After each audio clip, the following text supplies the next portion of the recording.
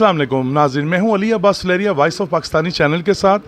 आज हम हमारे साथ बहुत ही एक ज़बरदस्त पर्सनैलिटी हैं, एक ऐसी शख्सियत है जो मजहबी स्कॉलर भी हैं और उनका अमन कमेटी से भी उनका ताल्लुक़ है। अक्सर आपने उनको रमज़ान ट्रांसमिशन में भी देखा होगा और अक्सर दीन और दुनिया के मामलात में वो बड़े अच्छे नसीहत करते हैं और उसके अलावा दर्स और तदरीस का भी सिलसिला जारी उनका रहता है और उनकी जो शख्सियत है उसको काफ़ी हाईलाइट भी किया जाता है। तो आज हमारे साथ मौजूद है मुफ्ती कवी साहब। अस्सलाम वालेकुम। वालेकुम अस्सलाम। क्या हाल है जनाब, ठीक है? जी अल्हम्दुलिल्लाह। कैसी तबीयत है आपकी, ठीक है? अल्हम्दुलिल्लाह, हुजूर का फरमान है रोज़े रखो सेहत पाओ। माशाल्लाह, आपको बहुत ज़्यादा आपका शुक्रिया वॉइस ऑफ पाकिस्तानी चैनल पे आने का, हमें टाइम देने का।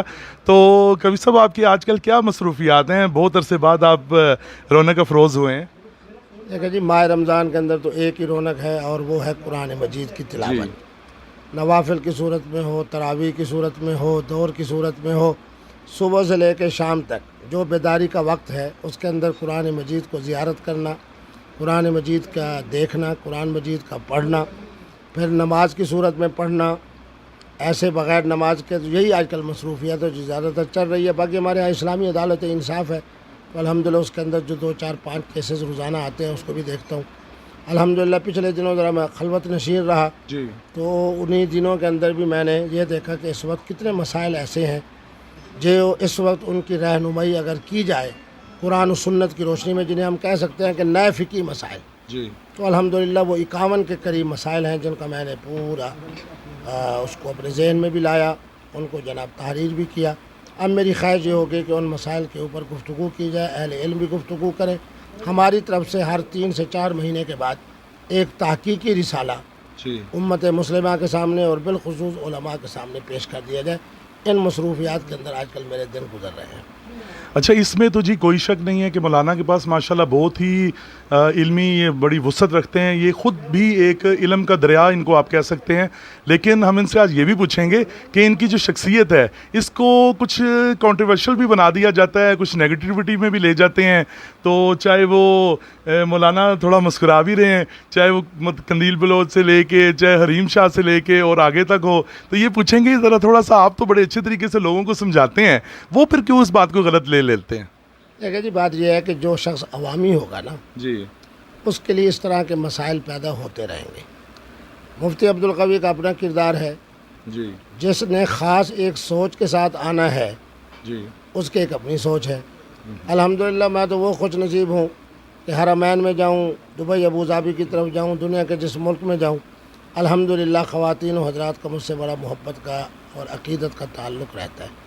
तो उनमें अगर ये 2-3 नाम आ भी गए हैं और हम उनका मामला अल्लाह के सपुर्द कर भी चुके हैं। जी, एक तो बेचारी मरहुमा हो गई, अल्लाह उसके कब्र के ऊपर करोड़ों रहमत नाज़िल करें। जी, एक तकरीबन जो है मरहुमा बन चुकी है, इसलिए कि वो जिस मोहतरमा के साथ मिल के उसने मेरे से ऊपर एक हमला किया था, आज वही एक दूसरे के ऊपर कातिलाना हमले के इल्ज़ाम तराशी करके थानों का चक्कर भी लगा रहे हैं जी, और इस वक्त कानूनी कार्रवाई भी कर रहे हैं।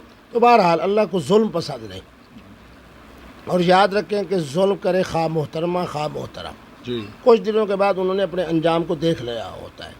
तो अल्हम्दुलिल्लाह मेरे लिए सबसे बड़ा एजाज़ और फ़ख्र ये है कि जिस शहर में जाऊँ, आज मैं लाहौर में आया हूँ, अल्हम्दुलिल्लाह मैं देख रहा हूँ कि हमारे मोहतरम गिलानी साहब, इसी तरह बाकी जितने दोस्त अहबाब हैं, और जिस खुशी के साथ इन्होंने हमें वेलकम किया।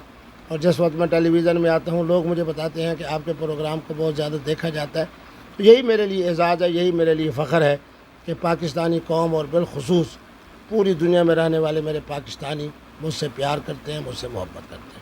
जी। बल्कि ये तो बिल्कुल इसमें कोई शक नहीं है कि जी मौलाना साहब का नाम तो माशाल्लाह उसी तरह ही फेमस है, इनका इल्म भी है, लोग इनसे जुड़ के मशहूर हो जाते हैं। और ये पिछले दिनों में हमने भी एक क्लिप देखा कि मौलाना ने एक तंज़ो मज़ाक का प्रोग्राम था, उसमें एक बड़े अच्छे तरीके से एक जो मोहतरमा थी या मोहतरम थे जो अभी तक वो नहीं हुए डायग्नोस, उनको एक अज़रा मजाक उनको समझाने की भी कोशिश की, तो वो भी मौलाना के पीछे पड़ गए और उन्होंने आगे मौलाना से सुनेंगे कि क्या आगे किया। जी, बात यह है कि हमें इस तरफ नहीं देखना चाहिए कि कोई मोहतरम है या मोहतरमा है, ख्वाजा सरा है या कौन है। जी, जिसने भी दीनी मसला पूछा है हमने उसकी रहनुमाई करनी है, जी, आगे उसका मुकद्दर कि वो दीनी मसले को किस तरफ ले जाए। जी, अब मैं चूँकि खुली किताब हूँ, अब अगर मुझसे सवाल किया जाता है कि क्या ख्वाजा सरा जो हैं वो मर्द हैं या औरतें हैं, उनके दीनी मसाइल क्या हैं, तो बड़ी जुर्रत के साथ मैं वो बता देता हूँ जो कुछ मैंने फ़िक़ह और हदीस की किताबों में पढ़ा है। उसको कोई मनफी माने मिले तो उसका मुकद्दर, مثبت لے گا تو بات وہی حق اور سچ ہوگی قرآن اور سنت اور فقہ کی روشنی میں جو مفتی عبدالقوی نے بتایا ہوگا. جی تو یہ مولانا کے خیالات تھے. اور اب لاسٹ میں ہم یہ مولانا سے پوچھیں گے کہ جیسے رمضان بھی چل رہا ہے اور آج کل کووڈ کا بھی سلسلہ چل رہا ہے, تو ہماری جو عوام دیکھ رہی ہے اور مولانا کے جو فالوورز ہیں, ویورز ہیں, وہ بھی بہت زیادہ ہیں, تو ہم ان سے کوئی میسج لیں گے کہ آپ اپنے جو دیکھنے والے ہیں ان کو وائس آف پاکستانی چینل کے جو لوگ ہیں, سبسکرائبر ہیں, ان کو آپ کیا میسج دینا چاہیں گے رمضان کووڈ کے لحاظ سے؟ میں بالکل ان کو پچھلے رمضان میں بھی میں نے پیغام دیا اور الحمدللہ پوری میری قوم نے میرا ساتھ دیا.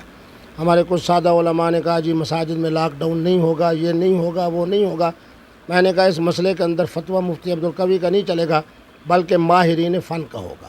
اس کی میں نے دلیل بھی دی کہ جب اہل مدینہ نے ایک بات پوچھی کہ کھجور کی پیوند کاری کیسے ہو, تو حضور نے فرمایا یہ دنیا کے معاملات ہیں, تم اپنے تجربے کی بنیاد پر پیوند کاری کرو.